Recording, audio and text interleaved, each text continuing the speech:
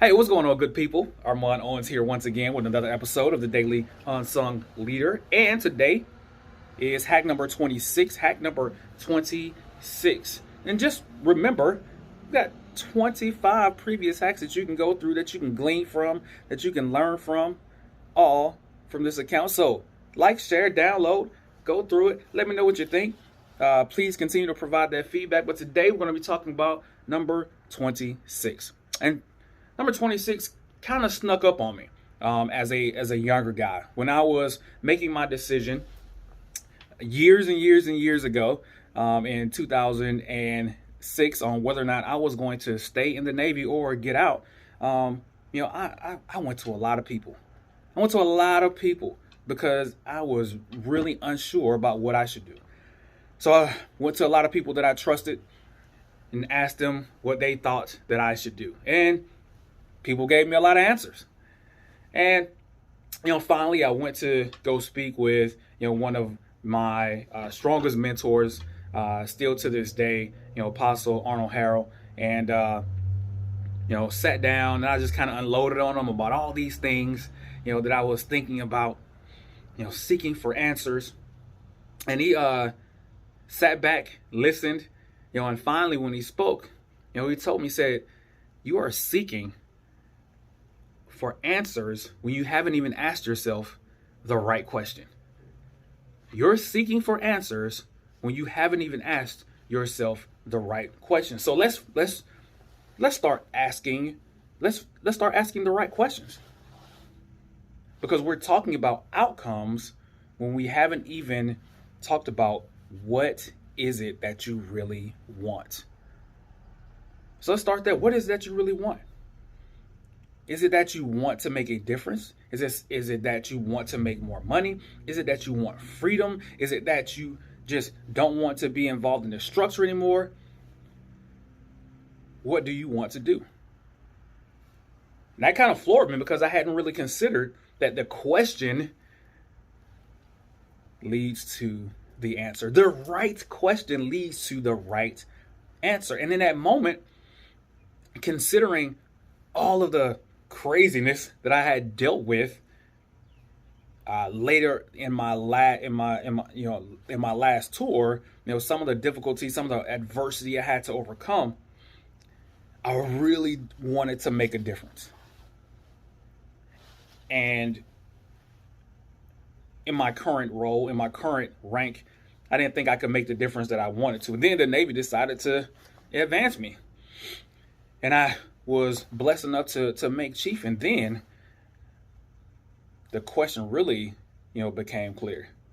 As a chief petty officer, do I think I can make a difference in the lives of the people that I have the privilege of leading? And absolutely. I wanted to make a difference in the lives of the people that have the benefit of serving on submarines, or the lives of the people that I just have the chance of interacting with and having the privilege of leading. I want to be able to make a difference.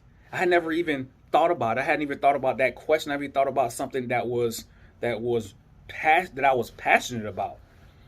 But when I asked myself the right question, the right answer was revealed.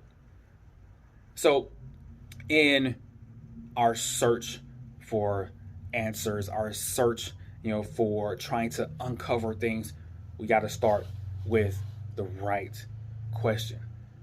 If there's anything that I've learned over the 41 years, of life that I've been blessed with, is that I previously were operating under the premise that you have to find the right answers, when I was completely missing the first step in making sure that I had the right questions. So in anything that we do, anything that we put our effort towards, we have to make sure that we're asking ourselves the right questions. And one, of my favorite questions in leadership is, what would other people change about me if they could? What would other people change about me if they could? Now, I know that question may seem as though I'm giving away my self-worth, or transferring how I see myself to other people. But if I recognize that my ability to influence really comes from how people perceive me, it's beneficial to have a complete understanding of how people perceive me. Not because I'm trying to, change for them, but be in a better position to influence. Be in a better position to truly be able to help. Because I can't truly help somebody if I don't understand how to adequately communicate with them. I don't understand how to connect with them on their frequency, on their wavelength. So I ask myself that question: well, what other people change about me? Other people change about me if they could, because sometimes we have a tendency to come across as crass, come across as demeaning, come across as being offensive, when that was not our intent. But we have to ask ourselves that question to make sure that we're putting ourselves in the other person's perspective, so that we are not unknowingly doing something that offends them or anything like that. So it's a very, very powerful question that allows you to shift your perspective from yourself. And that's one of the pillars of being an unsung leader, is being able to look at things from other people's perspective. The second question that I typically ask myself pretty much every morning is, am I ready for the worst possible scenario?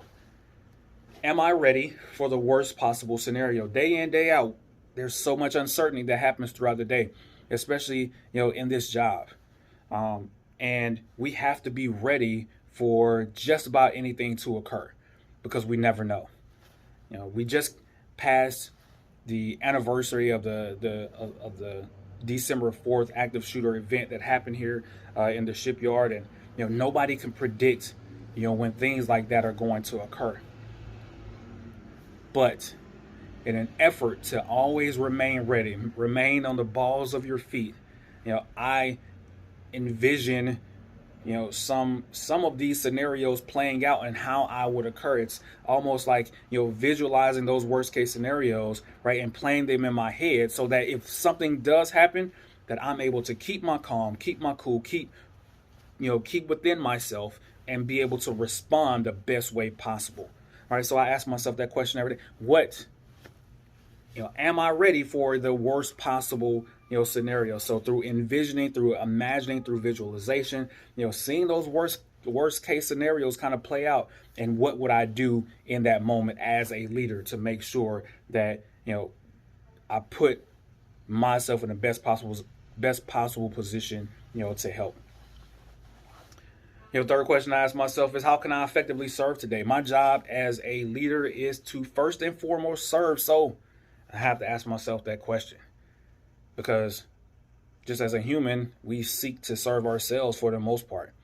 And I have to make sure that I'm going against that normal, natural human inclination to want to serve myself, and ask myself, how can I effectively serve others today? Finally, in trying to figure out problems, concerns, issues, always trying to figure things out, I ask myself, in an effort to deconstruct things to make difficult things easy, what would this look like if it were easy? I have this big goal that I want to accomplish. I have this humongous goal that I want to get accomplished. Okay, what would it look like if it were easy? Well, for me, that means deconstructing these big goals and breaking them down to smaller, individual, easy goals. Because it's much easier to do a bunch of easy things, or to approach one hard thing and be overwhelmed by that thing. So what would it look like if it were easy?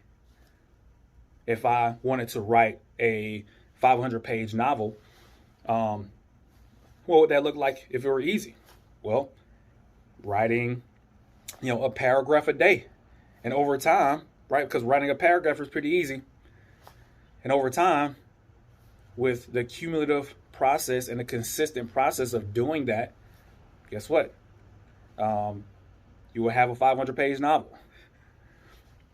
Or if and I'm leaning on writing because it's one of those things that I'm working on, and one of the things I had to deconstruct for myself when I was, as I'm learning to find the best writing posture for myself, I realized that speaking, into a recording myself as I'm working through my thoughts, and then extracting, that audio and getting it transcribed is something that also helps me make this process easier of writing, because I've already said it. So I'm just getting the words out of that audio file, and it's already on the paper for me. All right. So transcribing audio is something I use to deconstruct the big goal of being able to write and making it easy. So how can I make this easy? What would it look like if it were easy? Those are some of the questions that I ask myself as a leader, every single day, to make sure that I'm doing the best I can for others.